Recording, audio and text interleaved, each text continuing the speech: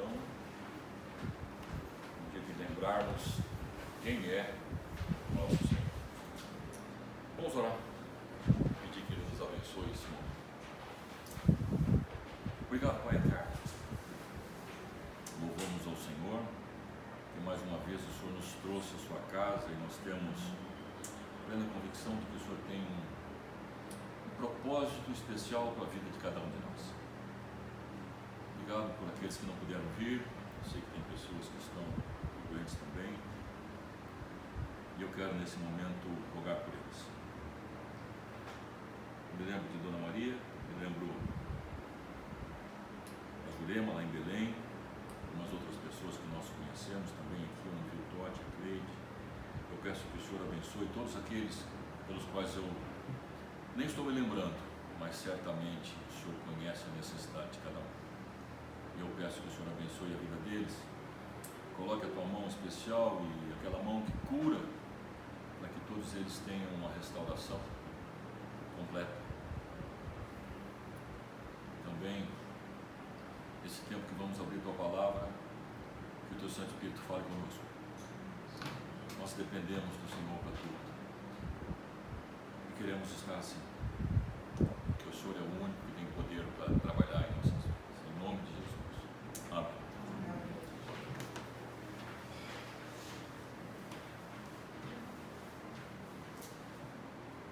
Queria falar com vocês um pouquinho sobre restauração.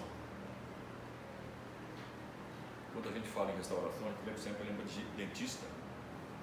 Quebrou um dente. A primeira coisa que ele fala quando você chega lá, vamos restaurar isso. Pois é. Mas não é sobre esse tipo de restauração que eu vou falar. Acho que ninguém nega que esse ano que passou, como o Alan falou agora há pouco, foi um ano extremamente duro, um ano difícil, 19 já tinha sido, mas especialmente 2020, não apenas para alguns, mas eu diria que para quase todo mundo, que se viu paralisado por uma pandemia do Coronas, que assustou a todos e varreu uma grande quantidade de empregos e continua a dificultar a vida de muitos que ainda dependem da ajuda governamental para ter algum tipo de sustento, uma fonte de renda e manter a sua família. A sensação de muitos com quem eu tenho conversado a respeito disso, aqueles principalmente que foram diretamente atingidos, é uma sensação de derrota. Não apenas por terem sido afetados de alguma forma, como eu também fui, mas também por um sentimento de impotência. O que eu posso fazer? Impotência frente a um vírus tão pequeno que foi capaz de causar esse estrago todo, mostrando o quanto nós somos frágeis e sujeitos a muitos problemas que nós não temos controle, nós não conseguimos controlar. Eu creio que logo passaremos por um período de restauração e tudo o que aconteceu ficará nas nossas mentes como uma cicatriz. E sempre que nós olharmos para trás e vermos essa cicatriz, nós vamos nos lembrar das dificuldades, nos lembrar dos problemas, das máscaras, do álcool gel, enfim, nós vamos lembrar de tudo isso. Mas Israel, como nação, passou por momentos difíceis em sua história. E alguns desses eventos foram registrados na Palavra de Deus e registrados para nosso ensinamento. Eu quero falar mais diretamente sobre o cerco e a tomada de Jerusalém pelo Império Babilônico, comandado por Nabucodonosor. O cerco durou aproximadamente 18 meses, 1 ano e meio. E depois houve a tomada de Jerusalém, quando o povo já estava praticamente morrendo de fome. Depois houve a destruição completa da cidade, do templo, o saco de todas as suas riquezas, tudo que eles possuíam foi levado. eles foram subjugados, levados cativos para a Babilônia. O jovem Daniel, que se tornaria o grande profeta Daniel, foi um deles, juntos com Sadraque, Mesaque, Abednego. Hoje Israel é uma nação restaurada, livre, mas sem paz. Porque não vive cercada, ou melhor, porque ela vive cercada de inimigos que não lhes dão sossego. Mas eles também têm alguns inimigos controlados pelo seu poderio militar, que ficam sempre alertas, principalmente contra terroristas. O que acompanhamos muitas vezes nas telas de televisão, por internet ou em alguma coisa assim. Também sabemos que nem sempre será dessa forma. A palavra de Deus diz que isso vai piorar. Essas lutas serão acirradas, mas eles têm uma promessa, a mesma promessa que nós temos, promessa de serem restaurados. Eles serão restaurados espiritualmente, moralmente e fisicamente também, para que todos possam, falando especificamente de judeus e de Israel, cultuarem no templo, onde será restaurado o sistema de adoração lá no futuro. Agora, uma das coisas que ficou registrada a respeito desse período, e eu queria que o Lucas nos ajudasse, Salmo 126, eu queria fazer a leitura desse salmo. É um salmo de romagem, ou seja, uma romaria, como a gente costuma chamar aqui. Os romeiros iam até Jerusalém para levar suas ofertas e fazer seus sacrifícios no templo, de acordo com o que Moisés havia ensinado e que os seus profetas reafirmaram. De tempos em tempos, então, normalmente, e essas coisas normalmente aconteciam em épocas de festas, eles iam até Jerusalém, principalmente na época da festa da Páscoa. Vamos ler o Salmo 126 e discorrer algumas coisas sobre ele. Quando o Senhor restaurou a sorte de Sião, ficamos como quem sonha. Então a nossa boca se encheu de riso e a nossa língua de júbilo. Então entre as nações se dizia: grandes coisas fez o Senhor. Ou melhor, grandes coisas o Senhor tem feito por eles. Com efeito, grandes coisas fez o Senhor por nós, e por isso estamos alegres. Restaura, Senhor, a nossa sorte como as torrentes do Neguebe. Os que com lágrimas semeiam, com júbilo ceifarão. Quem sai andando e chorando enquanto semeia, voltará com júbilo trazendo os seus feixes. Esse salmo nos fala de uma restauração, não apenas de uma pessoa, não apenas de um grupo, mas de uma nação inteira, completa, que por ser composta de pessoas que serviço muito duro, o pescoço não se dobrava, novamente foram subjugadas num período bastante curto de tempo pelos gregos, depois pelos romanos, e quase que desapareceu da face da terra, não desapareceu pela mão poderosa do Senhor cuidando deles. Mas quando esse salmo foi escrito, eles estavam retornando de Babilônia para a Judeia, para Israel, para Jerusalém, para Sião, para uma cidade destruída, uma nação que já não existia, a terra devastada, ocupada por outras pessoas trazidas de outros países que acabaram se misturando com alguns que ficaram ali e que foram chamados de samaritanos. Esse salmo descreve esse período, mas nesse salmo a gente vê 3 períodos distintos da história de Israel. Primeiro, um passado recente, uma história de salvação a contar, uma história de glórias ao Senhor pela libertação da escravidão da Babilônia, os versos 1, 2 e 3, como acabamos de ler. O próprio verbo do verso 1 nos traz isso no passado, quando o Senhor restaurou a sorte de Sião. Também no presente, quando eles têm ou melhor, um grande desafio a enfrentar naqueles dias difíceis que nós estamos enfrentando hoje. Mas lá foi muito pior. Eles tinham que trabalhar para restaurar a sua nação, onde também era necessário lutar para reconquistar o que ficou no passado, o que foi perdido. Os versos 4 e 5 contam alguma coisa disso. Restaura, Senhor, restaura agora, faz agora, trabalha agora.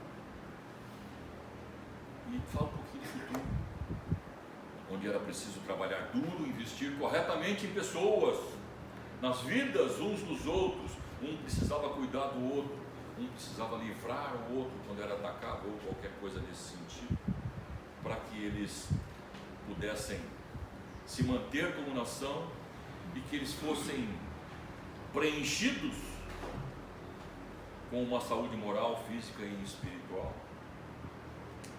Era preciso uma dedicação agora, no momento que eles estavam vivendo, naquela hora, para que eles pudessem usufruir do futuro de tudo isso, porque existia para eles, como existe para nós, a promessa.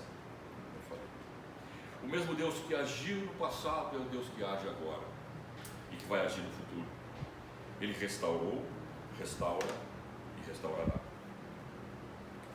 O Deus que os tirou da escravidão da Babilônia é o Deus que restaurou a sua terra e é o Deus que mudará a sua vida, a vida deles e a nossa. Isso fala o verso 6. O Senhor é Deus que age, Ele não fica na espera para ver o que vai acontecer e depois resolve. Não. Ele tem tudo nas suas mãos. Ele fez, Ele faz e Ele fará maravilhas. A intervenção de Deus é contemporânea. Ele está fazendo com que as coisas aconteçam agora. Ele está trabalhando e muitos de nós não estão vendo o seu trabalho. Parece até que às vezes é demorado, que ele não faz as coisas, que ele não quer fazer as coisas, mas isso não é verdade. Ele não faz as coisas da maneira que nós queremos. O Alan falou isso agora há pouco também, mas ele faz a sua maneira. As provas que temos e pelas quais passamos só servem para nos animar, nos fortificar e nos fazer prosseguir para a luta. Como povo de Israel, nós não devemos, nós não podemos esmorecer. Eu quero voltar ao texto, a intervenção de Deus. Verso 1. A intervenção de Deus é maior do que a nossa expectativa. Quando o Senhor restaurou a sorte de Sião, ficamos como quem sonha. Foi muito maior do que nós esperávamos, nós nem imaginávamos como isso ia ser. É preciso lembrar que o povo tinha perdido a sua liberdade, a sua pátria, o seu templo, a sua família, o seu culto, tinha perdido a sua espada, tinha perdido o seu orgulho, sua honra, eles eram escravos. Eles estavam totalmente entregues, foram levados para um outro país, numa terra desconhecida, numa língua onde eles não entendiam nada. E eles estavam numa crise muito séria. Problemas imensos, insolúveis. Para que nós possamos entender o que eles estavam passando, eu quero que vocês abram um texto bíblico no Salmo 137. Eu gostaria de ler esse texto. Esse salmo, são 9 versículos só. Mas nós vamos entender o que passava o povo de Israel quando estava lá na Babilônia. Salmo 137, versículo 1 diz assim: às margens dos rios da Babilônia nos assentávamos e chorávamos, lembrando-nos de Sião. Nos salgueiros que lá havia pendurávamos as nossas harpas, pois aqueles que nos levaram cativos nos pediam canções, e os nossos opressores que fôssemos alegres, dizendo: entoai-nos algum cântico de Sião. Como, porém, haveríamos de entoar o canto do Senhor em terra estranha? Se eu de ti me esquecer, ó Jerusalém, que se resseque a minha mão direita, apegue-se-me a língua ao paladar, se não me lembrar de ti, se não proferir eu, Jerusalém, ou preferir eu, Jerusalém, a minha maior alegria. Contra os filhos de Edom, lembra-te, Senhor, do dia de Jerusalém, pois diziam: arrasai, arrasai, até os fundamentos, filha de Babilônia, que hás de ser destruída. Feliz aquele que te der pago do mal que nos fizeste. Feliz aquele que pegar teus filhos e esmagá-los contra a pedra.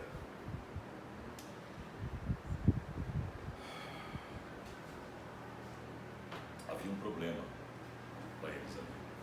Primeiro era o problema da desinstalação. Eu quero que você imagine, você está na sua casa, você vive bem na sua casa, você tem suas coisas, você está absolutamente tranquilo. De repente chega alguém certo da tua cidade, um inimigo poderosíssimo, te mantém em casa sem sair durante 18 meses. Você não pode nem sair de casa, sair da cidade não pode. Os campos ficavam ali, não podiam colher, não podiam dar de comer aos seus animais. Fique em casa, não saia, senão você morre. De repente você e todos aqueles que você conhece são arrancados de suas casas, com seus vínculos familiares quebrados. O que significa isso? Pais foram para um lado, filhos para o outro, a esposa para o outro, cada um escravo num lugar diferente, na mesma nação, perdendo todos os seus bens e estando num lugar onde não queriam estar, forçados a trabalhar como escravos. É o que eles sentiam, sentados, chorando e se lembrando de Sião. Sião, o monte Sião fica Jerusalém. O segundo problema que eles tinham era uma apatia. Estou falando a respeito do céu, do Salmo 137, viu? Depois eu volto para o Salmo 126. Uma apatia coletiva. O problema, ou essa crise, era com todos. O problema era tão imenso que eles achavam que ninguém os pudesse socorrer. Aos olhos humanos não havia mesmo. Só podiam esperar o caos. Um terceiro problema era a melancolia. Além de apáticos, sem esperança, todo o povo lamentava e chorava. Não cantavam, não oravam, não sonhavam e nem reagiam de qualquer forma a essa crise. Havia o problema da saudade, da nostalgia. Eles se lembravam de suas terras, de suas coisas, do seu passado. E os babilônicos ainda pediam que cantassem músicas de Sião. Também havia o problema da mágoa incurável. Eu imagino que se acontecesse conosco ia ser da mesma forma ou até pior. O que eu quero dizer com essa mágoa incurável? Eu sei que a situação em que eles viviam era muito dura e havia raiva por causa da guerra perdida, mas também a maioria dali nem se lembrava do Senhor. Eles se lembravam das suas coisas, das suas casas, da sua vida e de tudo que lhes foi arrancado. E nós vemos nos versos 7 e 8 do Salmo 137 que a única coisa que lhes ocupava a mente era olhar para o futuro, desejar, clamar, pedir por vingança. Eu quero pegar o filho de Nabucodonosor ou de Babilônia e arremessá-lo contra uma pedra. É isso que está escrito aqui. Feliz aquele que pegar teus filhos, filhos da Babilônia, e esmagá-los contra a pedra. Mas nesse ínterim, nesse meio tempo, nesse momento em que eles estavam vivendo, o Senhor quebrou o orgulho de Nabucodonosor. Também quebrou o orgulho deles, que esse povo era muito orgulhoso, fazendo com que Nabucodonosor vivesse como um animal. Vocês conhecem a história, está escrito lá em Daniel. O Império Babilônico foi tomado por Dario e por Ciro. Dizem que Ciro era neto da rainha Esther. Eu já li isso algumas vezes, mas eu nunca vi isso provado. Mas dizem que sim. E o Senhor abriu as portas do cativeiro. E essa libertação não foi obra humana, foi uma intervenção divina. Foi uma obra total, sobrenatural de Deus. É Deus quem restaura, é Ele quem nos tira da cova, é Ele quem nos põe de pé, é Ele quem nos faz sonhar de novo. É Ele quem nos enche de poder através do seu Santo Espírito. E é Ele quem nos dá a vida eterna. voltando lá ao Salmo 126, eu falava da intervenção de Deus. Eu quero dizer o seguinte: toda intervenção produz uma alegria indizível para aqueles que são do Senhor. Quando o Senhor restaurou a sorte de Sião, ficamos como quem sonha, e a nossa boca se encheu de riso e a nossa língua de júbilo. Então entre as nações se diziam grandes coisas, o Senhor tem feito por eles, para os seus, para aqueles que são do Senhor. Toda intervenção de Deus produz um impacto nos outros e torna-se um poderoso testemunho entre as nações. Com efeito, grandes coisas tem feito o Senhor. Então entre as nações se diziam exatamente isso que eu falei agora. O Senhor tem feito grandes coisas neles e por eles. E toda intervenção de Deus gera um reconhecimento sincero. Versículo 3 diz assim: com efeito, grandes coisas fez o Senhor por nós. Nós não lutamos, nós perdemos, mas o Senhor foi lá e nos tirou e nos trouxe para casa de novo. Por isso estamos alegres. Grandes coisas foram feitas, foi o Senhor quem fez. Essas grandes coisas foram feitas para eles por Deus. O que é tristeza hoje, sequidão de estio, porque não pode produzir nada, pode ser transformada em fonte de vida abundante, na nossa vida e na vida dos outros. E também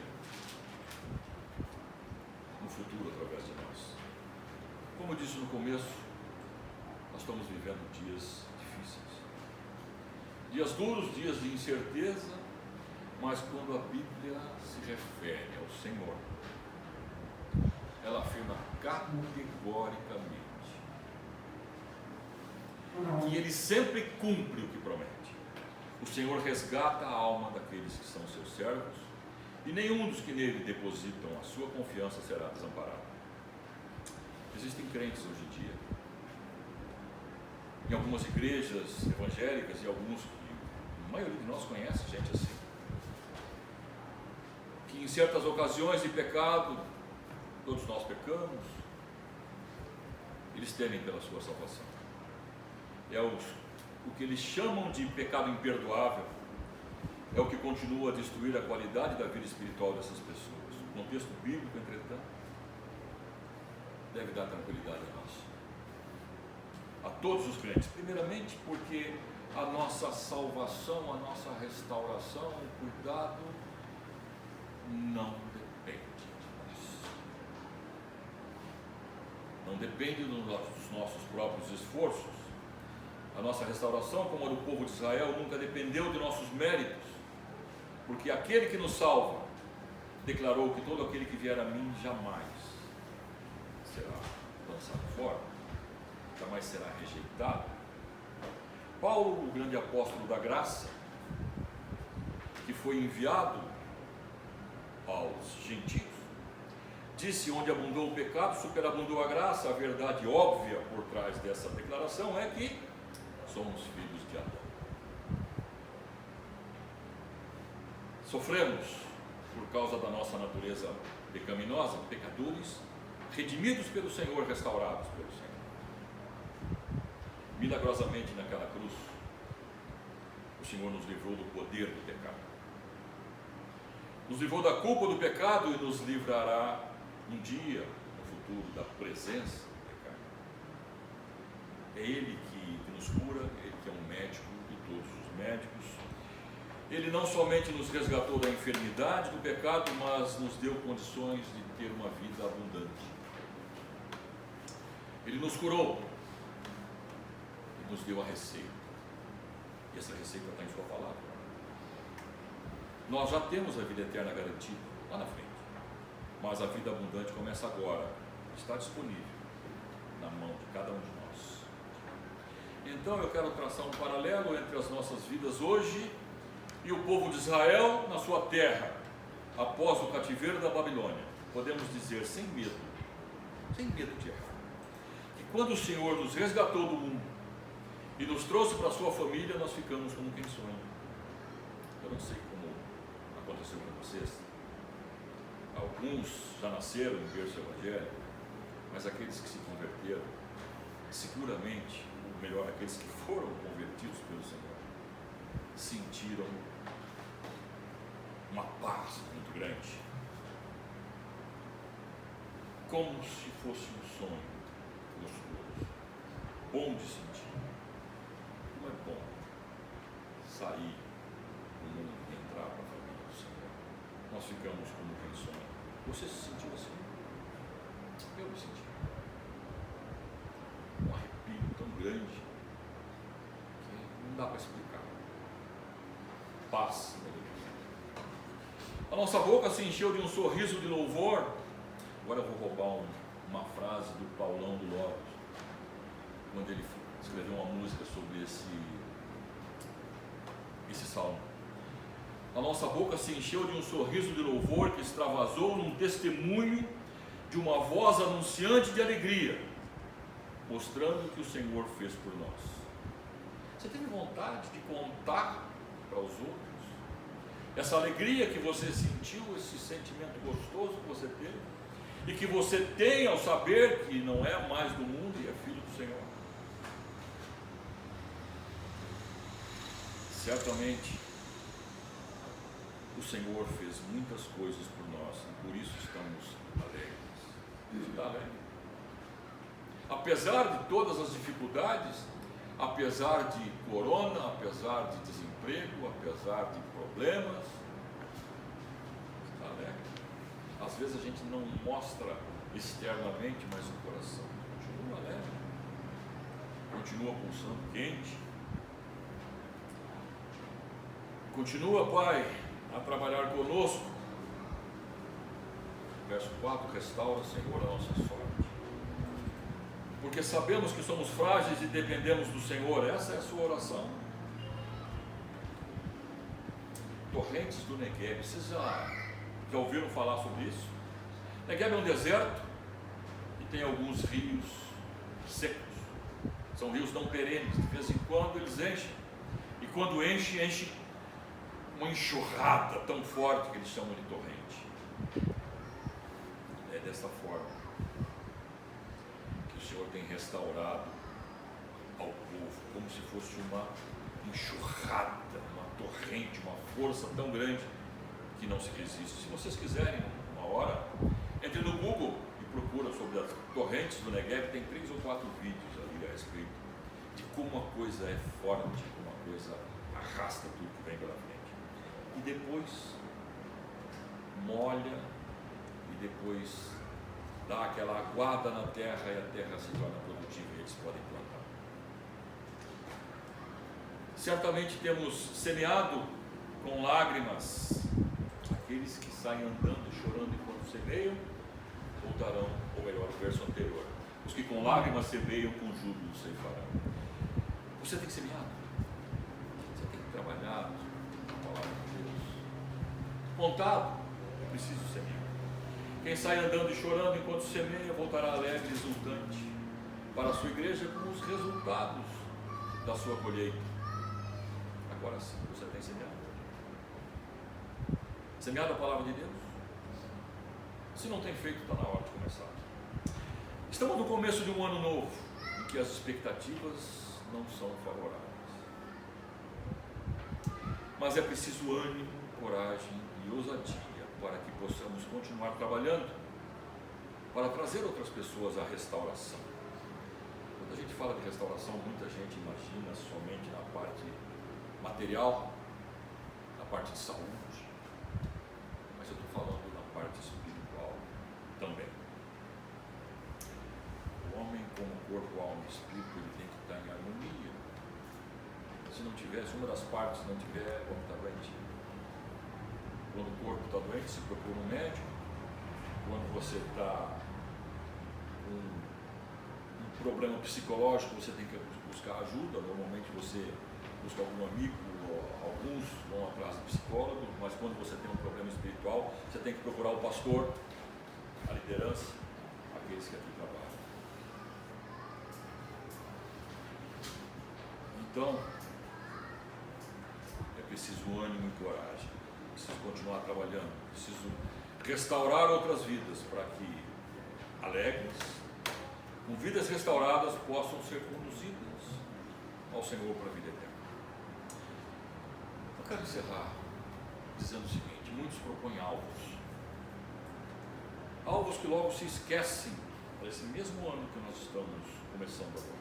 Ou pior, conscientemente abandonam esses alvos ou atrasam para o próximo ano porque não conseguem ao menos tentar realizá-los. O que eu quero propor a vocês agora é uma coisa diferente. É que cada um de nós se disponibilize, se coloque nas mãos de Deus, para que Ele, que conhece a cada um de nós, nossos pontos fortes, nossos pontos fracos, cada detalhe de nossas vidas Ele sabe. E sabe onde trabalhar conosco. É isso que eu quero, que cada um de nós, não que eu quero, mas que eu oro por isso, que todos se disponibilizem nas mãos de Deus, para que Ele nos use como, quando e onde quiser, dentro da obra dele. E que seja um tempo novo, vivido totalmente na presença do Senhor. Amém? É isso que eu queria comentar com vocês. Clamar ao Senhor, restaura,